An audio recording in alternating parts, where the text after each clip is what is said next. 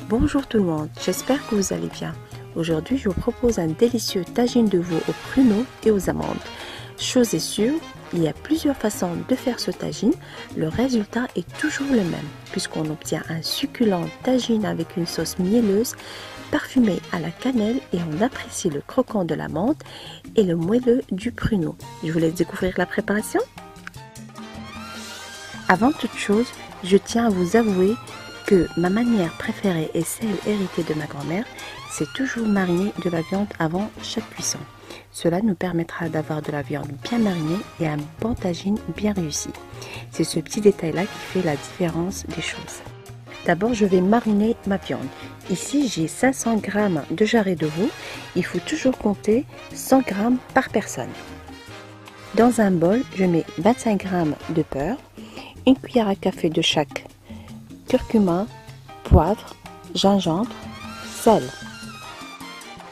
un filet d'huile d'olive,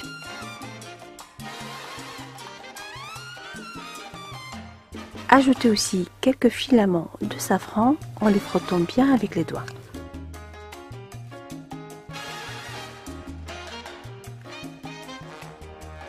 Et je mélange bien avec ma main jusqu'à obtention d'une crème.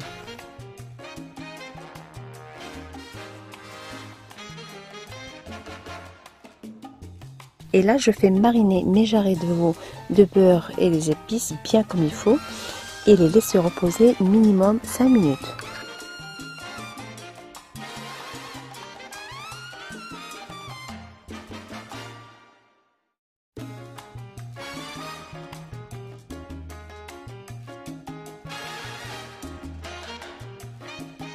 Dans un tagine, je fais dorer quelques instants ma viande avec un bon filet d'huile d'olive pour que notre beurre ne brûle pas.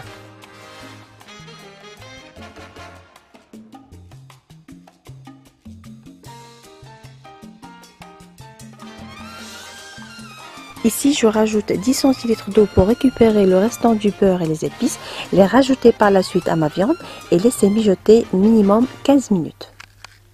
Et pour que notre viande soit bien fondante, il faut la cuire toujours à feu doux. N'oubliez pas d'ajouter un bâton de cannelle.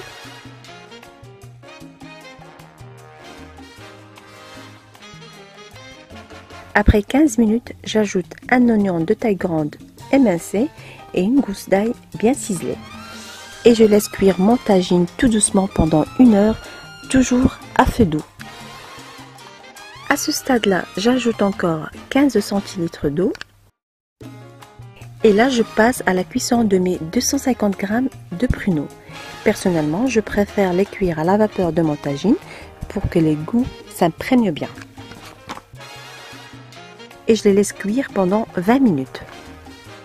Donc pour caraméliser mes pruneaux, je prends une casserole et j'y remets les pruneaux. Je mets par-dessus 2 cuillères à soupe de miel, un bâton de cannelle, une bonne noisette de beurre, 3 ou 4 louches de la sauce où a cuit la viande et je laisse les pruneaux caraméliser en remuant délicatement avec une cuillère en bois de temps en temps.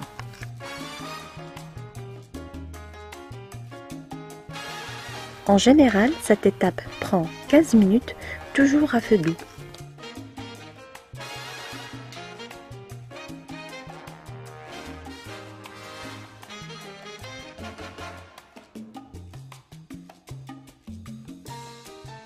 Tapissez une plaque à biscuits de papier sulfurisé, répartissez les amandes uniformément sur cette plaque et mettez-les au centre du four. Laissez les amandes griller pendant 10 à 12 minutes et n'oubliez pas de les étendre à nouveau uniformément après chaque agitation.